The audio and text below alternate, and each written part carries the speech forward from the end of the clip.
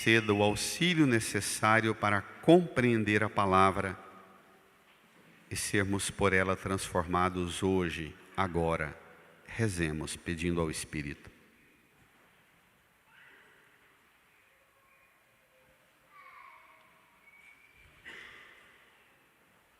Amém. Irmãs e irmãos, estamos caminhando com Jesus através do Evangelho de Mateus.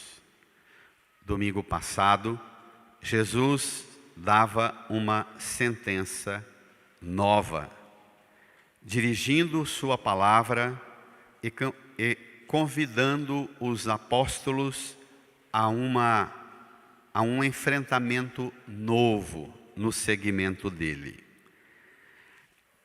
Aquela abordagem que Jesus tem insistido, que nós topemos desde as bem-aventuranças, no capítulo 3 de Mateus até o capítulo 7, o Sermão da Montanha, que nós topemos um caminho diferente do mundo. Domingo passado, Jesus rezava ao Pai, dizendo: eu te louvo, ó Pai, Senhor do céu e da terra, porque escondestes estas coisas aos sábios e entendidos e as revelastes aos pequeninos. E ele falava aqui, estas coisas escondidas aos sábios e entendidos e reveladas aos pequeninos é conhecer o Pai e conhecer o Filho. É chegar ao conhecimento de Deus. É isto que é, por excelência, a obra de Jesus. Dar-nos o conhecimento de Deus. Pronto. A partir dali, Jesus muda radicalmente a forma de ensinar. Chega uma sessão longa, nos capítulos 13 em diante, de ensino através de parábolas. Um modo de ensinar que é para causar uma sacudida em quem escuta.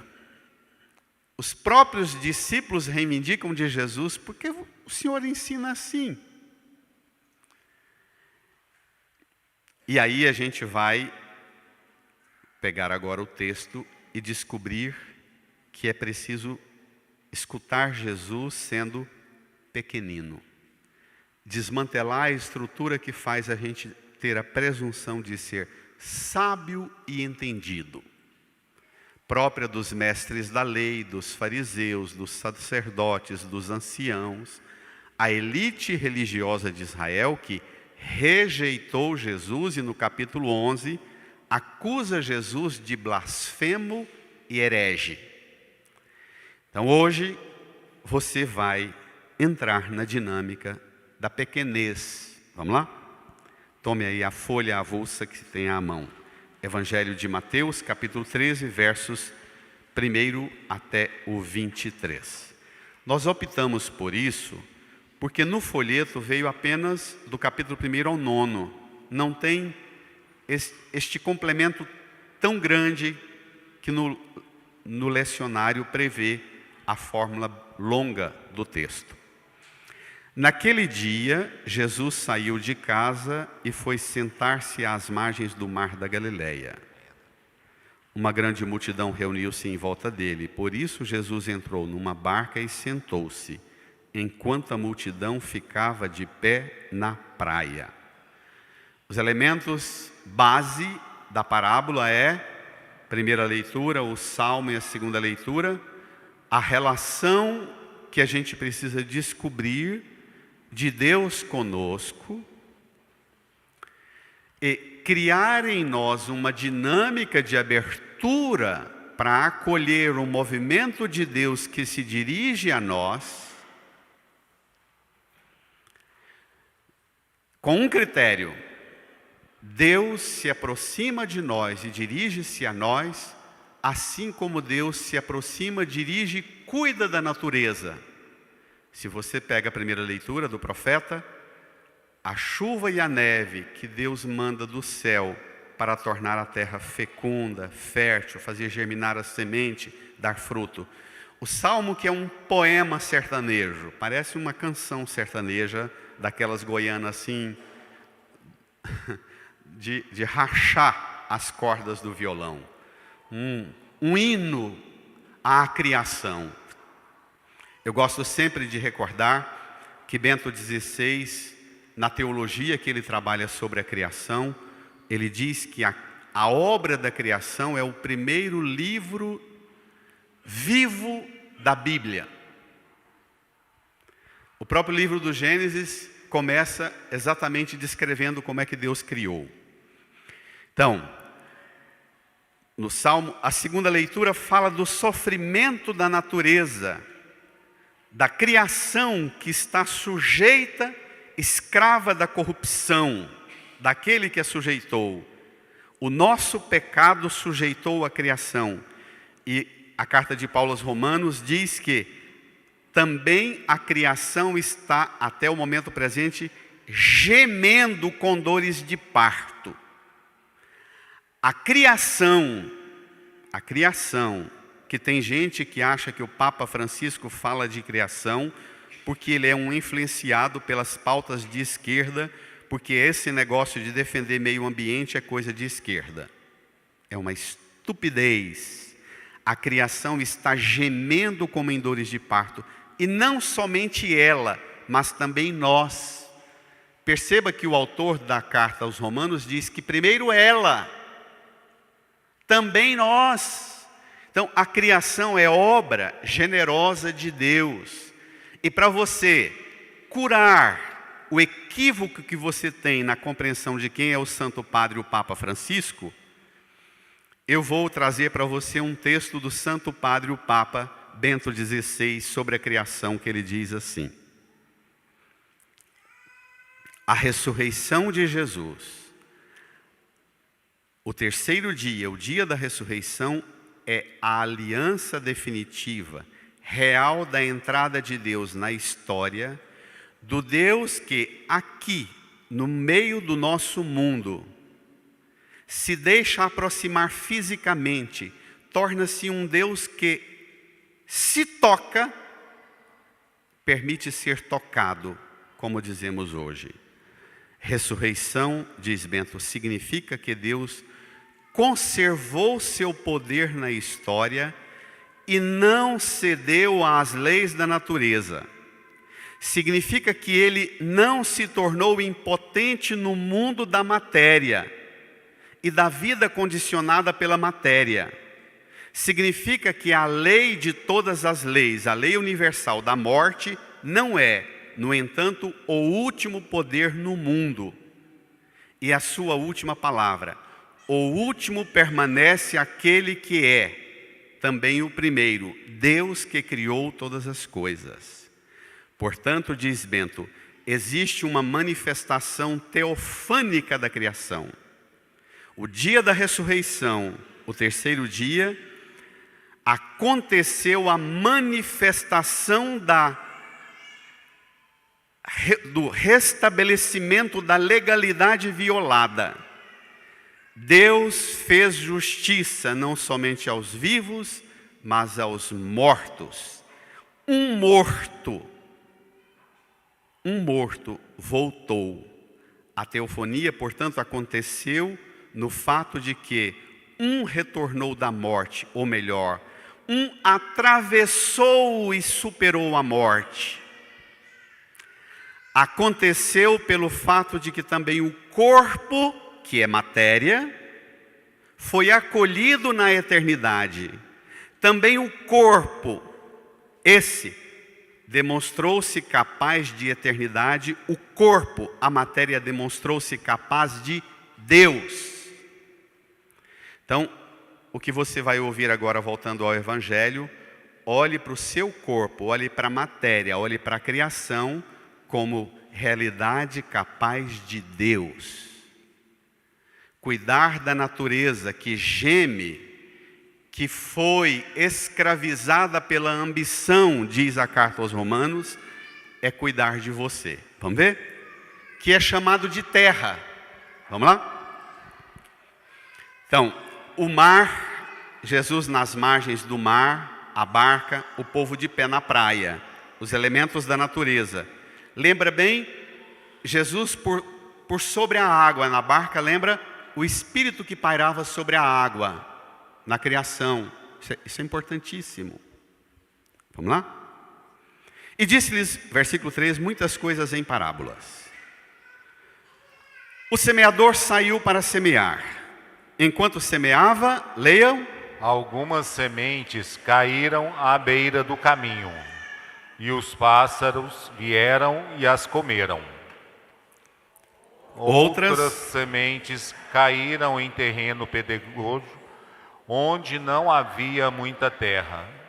As sementes logo brotaram, porque a terra não era profunda. Mas, quando o sol apareceu, as plantas ficaram queimadas e secaram. Por quê? Não tinham raiz. 7 outras sementes no meio dos espinhos. E os espinhos cresceram e sufocaram as plantas. 8 outras sementes. Outras sementes, porém, caíram em terra boa e produziram à base de 100, de 60 e de 30 frutos por semente. Brada. Quem tem ouvidos, ouça. O que é isso? Semente, terra e semeador. Deus é ao mesmo tempo o semeador e Deus é também semente.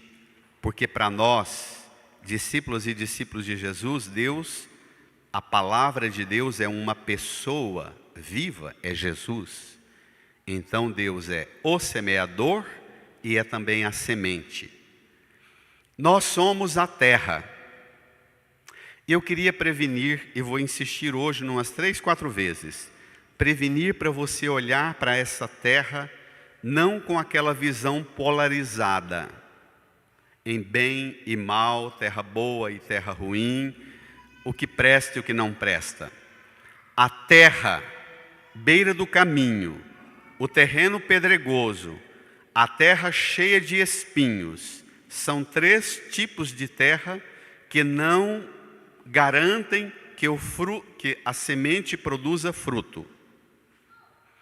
A semente que cai em terra boa produz, e produz numa proporção estranha. Porque Jesus aqui está pregando, ele desistiu de falar para os sábios e entendidos. Os sábios e entendidos são os mestres da lei, os fariseus, os sacerdotes, os anciãos, que pregavam uma religião rigorista. Uma religião escrava da norma e do rito no templo, do sacrifício, do dízimo, da oferta ou na sinagoga. E este rigor transformava todo mundo numa massa de manobra, sendo obrigado a manter uma indústria religiosa em nome de Deus, e todo mundo era obrigado a dar. Tem tantos que usam esse texto para fazer campanha para o dízimo, e aqui é uma crítica. Diz, olha, uns dão a base de 60, de 100, outros 60, outros 30. Deus respeita as suas condições, mesmo que você seja terra boa. Deus não te obriga a produzir como se você fosse uma máquina. Deus olha para você e acolhe de você aquilo que te é possível, 100, 60 ou 30. E você pode sair da condição de terreno beira do caminho, chão pedregoso ou cheio de espinhos. Você pode sair daqui hoje como terra boa. Esse texto não é uma visão determinista, aquela teologia determinista e condenatória que rotula e põe um carimbo em você, dizendo, você é um terreno pedregoso, beira do caminho, cheio de espinho. Não. Supere essa visão de um determinismo fatalista.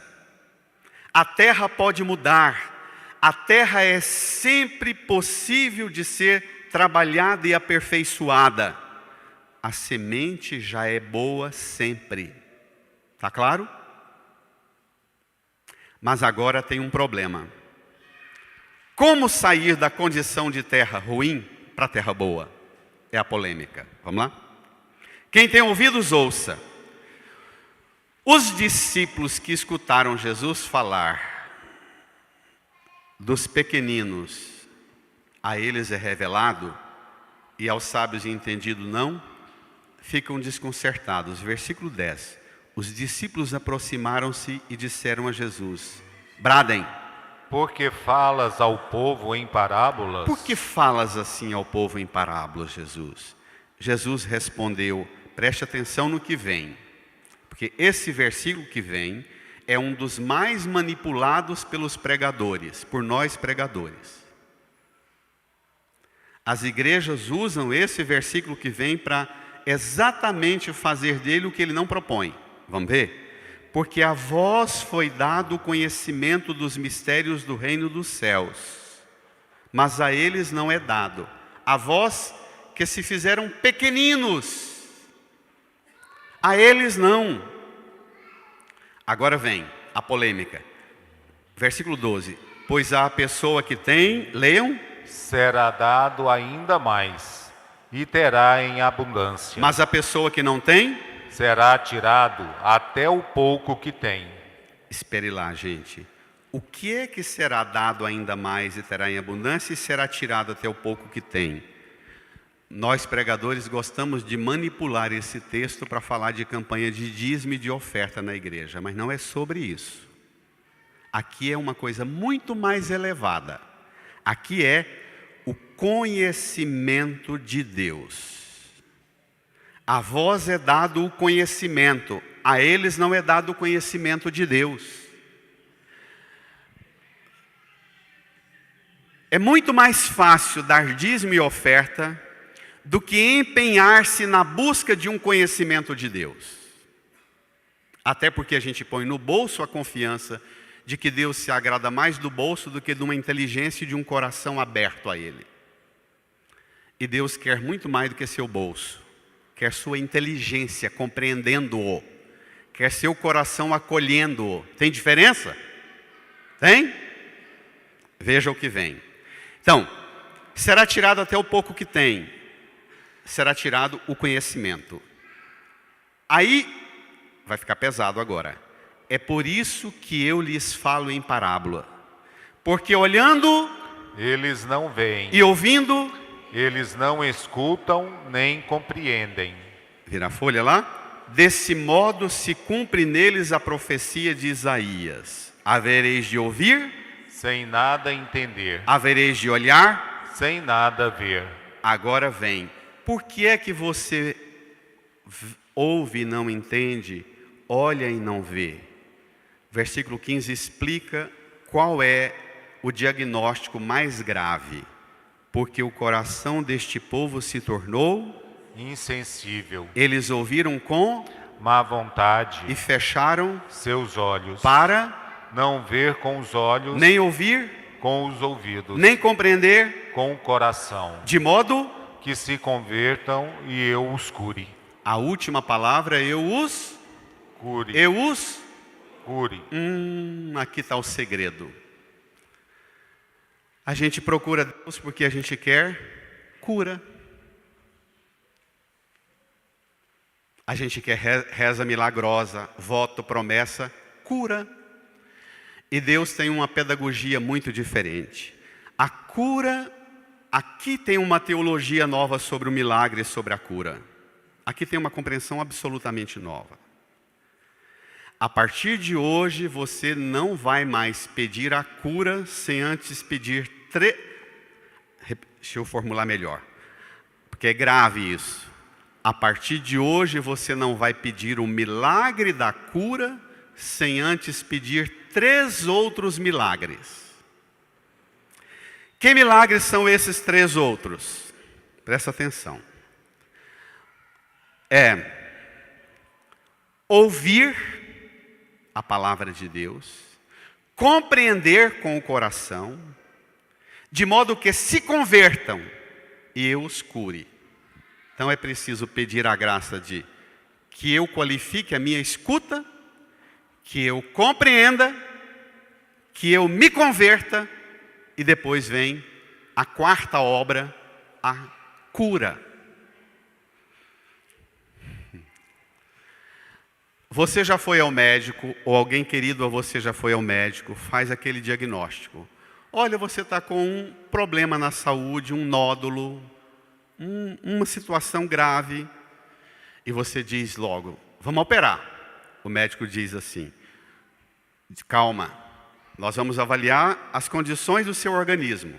Pega os exames e diz assim, olha, nós vamos entrar com um processo de tratamento, de recuperação da saúde do seu corpo, criar boas condições, recuperar, melhorar a sua qualidade de vida. Você vai organizar melhor a sua forma de alimentar, de cuidar de você, tomar essa medicação. E daqui 3 meses a gente vai te avaliar e, dependendo, daqui 6 meses a gente faz a intervenção. Não é desse jeito que funciona na medicina? É desse jeito que funciona na vida espiritual. Às vezes você está anos e anos pedindo milagre. E Deus está querendo que você primeiro aprenda a escutar, que você se esforce para compreender, que você experimente a partir da escuta e da compreensão, que você se converta, corrija a sua vida, seus hábitos, seus vícios, seus costumes, para depois operar. Porque se operar com esse organismo desse jeito, vai ter uma infecção generalizada e vai morrer em 3 dias. Não é assim na medicina? Não é? A cura também. Gente que busca milagre, mas não cria as condições para o milagre acontecer numa vida já preparada e transformada, o milagre vem, 3 meses depois ela está no mesmo tipo de vício que ela tinha antes. Isso existe? Quantos?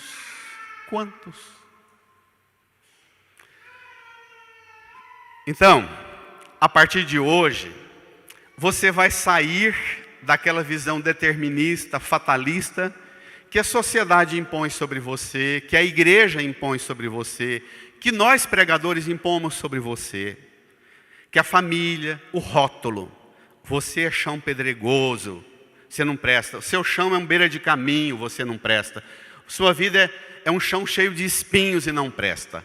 A partir de hoje você vai ter uma forma nova. Eu quero ser curado. E o Senhor providenciará as condições do milagre, da cura, através dos meus esforços.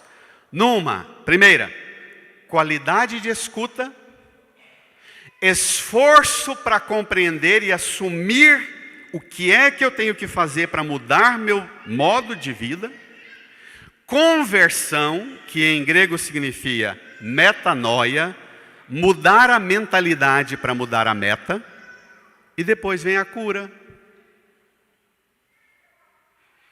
Então, o milagre da cura seria o 4º milagre. Antes do milagre da cura, você a partir de hoje vai fazer jejum, oração, vai à Trindade a pé, pedindo 3 milagres antes da cura. Escuta qualificada, esforço de compreensão e conversão.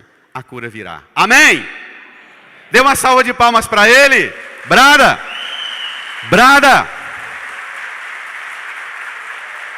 A cura virá. A cura virá. Mas ela virá numa terra boa que você mesmo irá providenciar. Você participará do processo. O que é o milagre? O milagre é uma intervenção de Deus que não conta com recurso nenhum, nem meu, nem seu, nem da ciência, nem de nada. Isso é um milagre. A partir de hoje você vai criar uma compreensão nova de milagre. Jesus apresentou uma teologia nova de milagre. Milagre com a minha participação, com a sua participação. Não fazendo um voto, uma promessa, mas mudando antes da cura um modo de escuta, de compreensão e de conversão. Pronto. Dito isso, Jesus dirige aos discípulos um elogio. Lembra que a gente está em Mateus, que começou o ensino de Jesus com o Sermão da Montanha, as bem-aventuranças, bem-aventurados sois vós, felizes de vós. E Jesus vai agora no versículo 16 retomar a frase das bem-aventuranças. Vamos lá? Felizes sois vós, porque vossos olhos veem e vossos ouvidos ouvem. Continua. Em verdade vos digo, muitos profetas e justos desejaram ver o que vedes, e não viram. Desejaram ouvir o que ouves, e não ouviram. Ouvi, portanto, a parábola do semeador. Pronto. Esse é o problema. Muitos profetas e justos do passado desejaram e morreram sem ver e ouvir o que vedes e ouvis. Minha gente, a semente é ao mesmo tempo a palavra e é também Deus. A terra é sua inteligência e seu coração. A função da pregação da igreja, que se tornou uma coisa enfadonha, que se tornou uma coisa tão da afeição pessoal que cada um escolhe como é que a igreja deveria pregar, e nós, pregadores, fomos cedendo e desejando que nos tornássemos agradáveis aos ouvintes, para deixar os ouvintes tanto quanto são. Nós fomos perdendo a coragem e o vigor da pregação, e a função da pregação da igreja é exatamente ajudar você a transformar o terreno. Beira do caminho, chão duro, limpar o terreno pedregoso, ou antes de plantar a semente, às vezes numa terra muito ruim, cheia de praga, de espinheiro, você precisa de um longo processo de preparação da terra. Não adianta semear logo também não. Quem entende de roça aqui sabe disso. É um longo processo de preparação do solo. E a função da pregação da igreja é exatamente auxiliar você na preparação do solo da sua inteligência e do seu coração. Eu sei o quanto é duro e cruel escutar a pregação. Eu sei que para a sociedade e para a cultura de hoje não tem nada mais desconcertante do que escutar. Nós somos a cultura do ver imagem. Nós somos deseducados à escuta. É preciso recolocar e refundar em nossa vida a disciplina da escuta, o esforço de compreensão, a conversão. Os olhos veem, os ouvidos ouvem. Felizes sois vós que hoje podeis experimentar isso, porque muitos desejaram e não passaram por isso.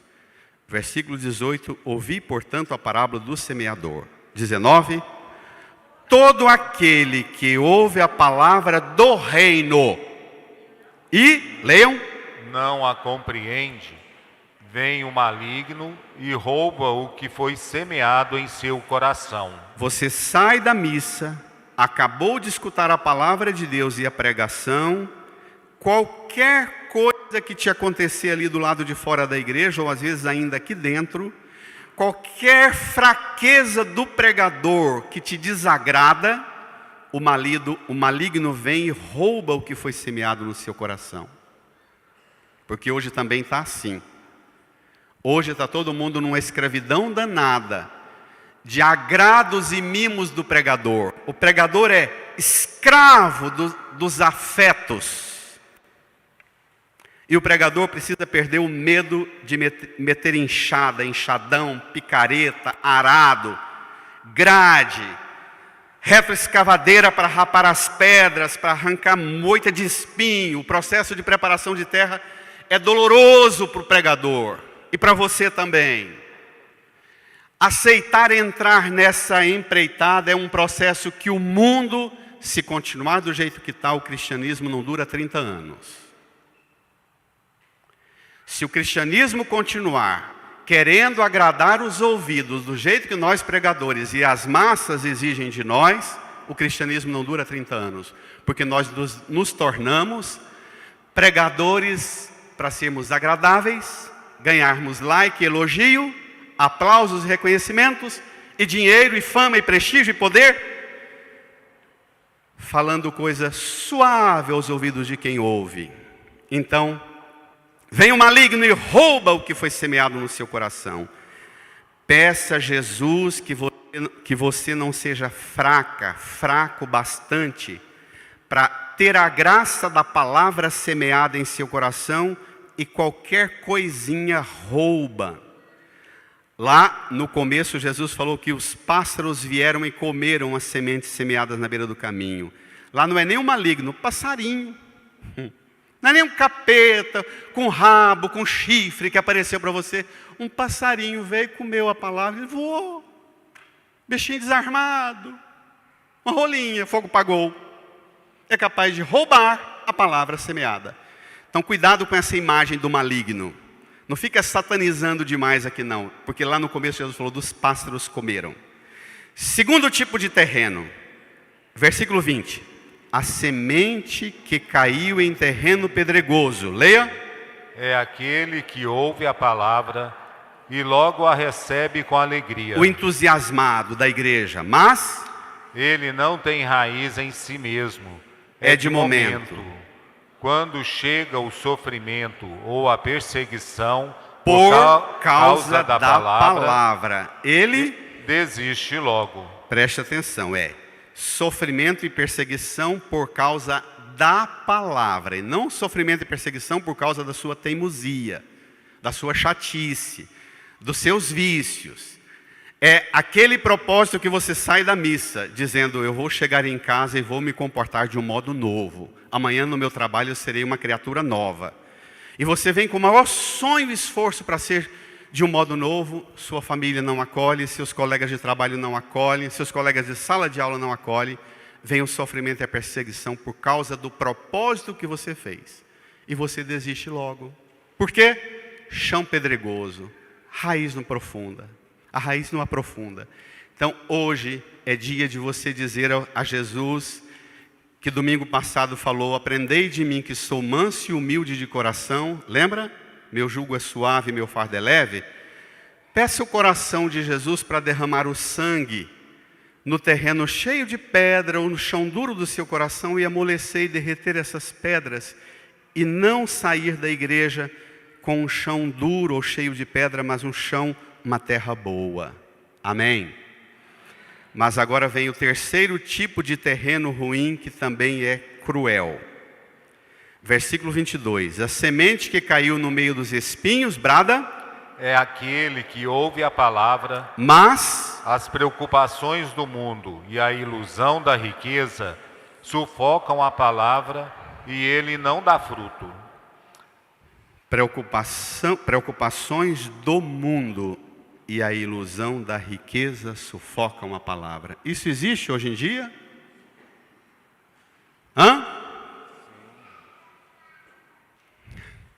Quantas vezes as pessoas vêm à missa, escuta a palavra não faz nada com ela. Ela marca para conversar com o padre durante a semana.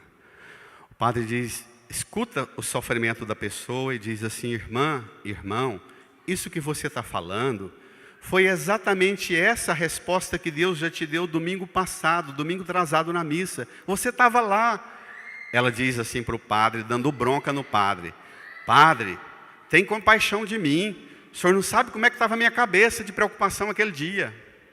Diacho. A bronca tem que ser dada em você. Preocupações do mundo e ilusão da riqueza é que tira de você as condições de escutar a palavra. Então, entre na igreja e às vezes, um longo período de chegar mais cedo, ajoelhar-se em silêncio, pedir, mudar o movimento da agitação do coração, mudar o ritmo da respiração, respirar mais suave, acalmar a agitação da mente, o acelerar do palpitar do coração. Mude, suavize e acalme, para que a hora que a palavra for semeada, as preocupações do mundo e a ilusão da riqueza não te torne um chão estéril, infértil, que Deus semeia, semeia, semeia, e não resolve nada. Primeira causa, segunda causa, terceira causa. Versículo 23, o quarto tipo de solo. A semente que caiu em boa terra é aquele que ouve a palavra e a compreende. Esse produz fruto. Um dá 100, outro 60 e outro 30. É maravilhoso esse respeito de Deus, não é? Você dá conta de trabalhar aí nesse casamento, nessa família, no cuidado desses filhos, na sua profissão, esforçar e dar 100, 60 ou 30, Deus não te impõe um peso violento. Aqui é uma teologia que supera a meritocracia. Aqui não mede o tanto que você produz, mas a qualidade de sua entrega no que você produz. 30, 60 ou 100. Aqui é uma crítica à meritocracia, que é boa no mercado, mas na fé precisa de muita correção a meritocracia. Porque na fé é dom generoso de Deus, capaz de acolher você, não julgar e não condenar você, não rotula você de chão beira do caminho, pedregoso ou cheio de espinhos, mas que diz a você: olha, você tem condições de ser terra boa, e eu te darei todas as condições de ser terra boa. Não pesarei minha mão sobre você exigindo que dê 100. Se der conta de 60 ou 30, te acolherei. Mas ser terra ruim é uma escolha sua. E o remédio para se tornar terra boa é qualidade da escuta, esforço para compreender, conversão, e a cura vem. A terra fica boa do dia para a noite. Vai acontecer esses milagres hoje? Sim? Sairemos daqui transformadas, transformados? Brada uma salva de palmas para o Senhor. Brada! Brada! Brada! Não tenha medo. Descanse o seu medo. O peso que você carrega de ter sido rotulado como um chão ruim, que todos te condenam, mas não te ajudam a transformar você, seu coração e sua inteligência num chão bom. Não tenha medo. Hoje o Senhor te chama, te acolhe para perto dEle e diz que você é feliz pelo que você vê e pelo que você hoje ouve. Incline a sua cabeça. Respire suave, como o Espírito Santo que pairava sobre a água, como Jesus na barca por sobre o mar da Galileia, as ondas suaves balançando o barco e Jesus pregando. Sinta a suavidade da brisa na beira do mar da Galileia.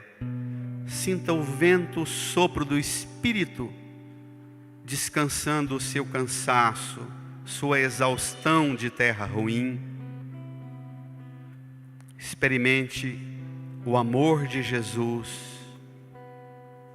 o sangue de Jesus, o abraço de Jesus, que amolece o chão duro da beira do caminho, que limpa as pedras do seu coração e da sua inteligência,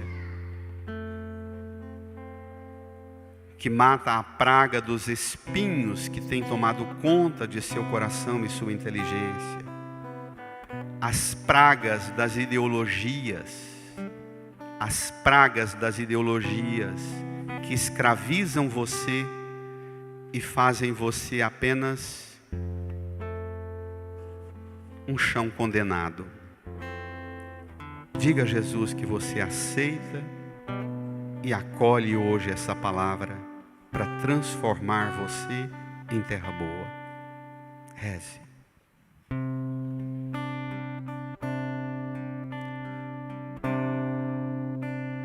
Conheço um coração tão manso, humilde e sereno, que louva o Pai por privilégio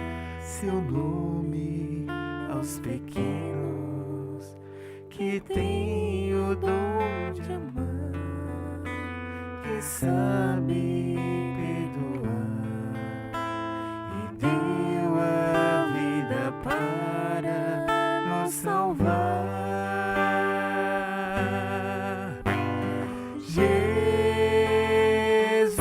Jesus, manda teu Espírito para transformar meu coração.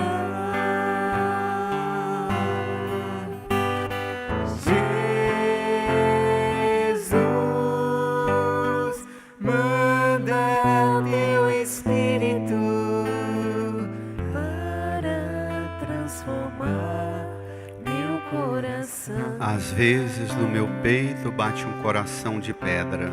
Às vezes no meu peito bate um coração Canta. de pedra. Magoado, frio, sem vida, Quando frio sem vida, aqui dentro ele me aperta.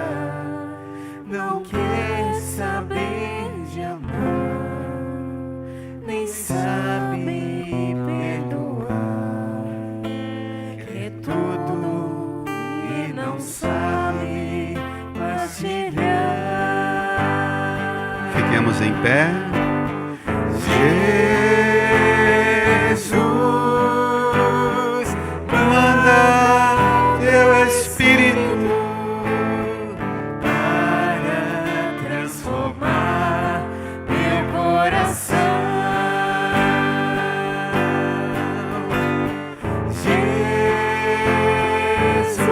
Jesus, manda teu Espírito para transformar meu Estenda as mãos coração. para a cruz de Jesus. Deixa o folheto no banco, estenda as mãos para a cruz. Reze do seu modo, como o Espírito Santo lhe indica, ou reze comigo. Senhor Jesus, Senhor Jesus, manso e humilde de coração, manso e humilde de coração, do seu coração atravessado No seu coração atravessado pela lança, pela lança, derramou sangue e água. derramou sangue e água. Eu te peço, Jesus, Eu te peço, Jesus, pelo dom pelo dom que foi derramado do seu coração, que foi derramado do seu coração, vem hoje vem hoje fazer um milagre, fazer um milagre, tornar fecunda a terra tornar fecundo a terra do meu coração, do meu coração, da minha inteligência. da minha inteligência. Capacita-me, Capacita, qualifica-me, qualifica, opere em mim um milagre, opere em mim milagre, no meu esforço no meu esforço de escutar a palavra, de escutar a palavra, compreender a palavra, compreender a palavra, decidir por conversão, decidir por conversão, e a cura virá. e a cura virá. Eu acolho esses milagres, Eu acolho esses milagres, eu acolho essas curas, eu acolho essas por curas, seu sangue, por seu sangue, por sua morte e ressurreição. por sua morte e ressurreição. Eu aceito Eu aceito ser transformado ser transformado em terra boa. em terra boa. Põe a mão no seu coração, incline a sua cabeça, faça a sua oração agradecendo a Jesus que hoje converte seu coração e sua inteligência em terra boa. Ativa em você uma vida nova, as condições plenas para a semente produzir 100, 60 ou 30.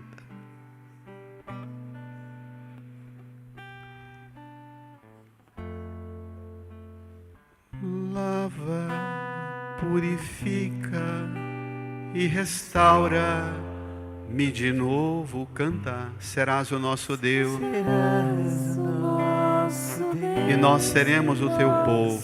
seremos o teu povo. Derrama sobre nós Derrama sobre nós a água do amor, a água do o Espírito de Deus, nosso Senhor. O Espírito de Deus, nosso Senhor.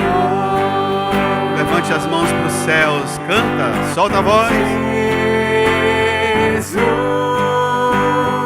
Manda teu Espírito para transformar meu coração.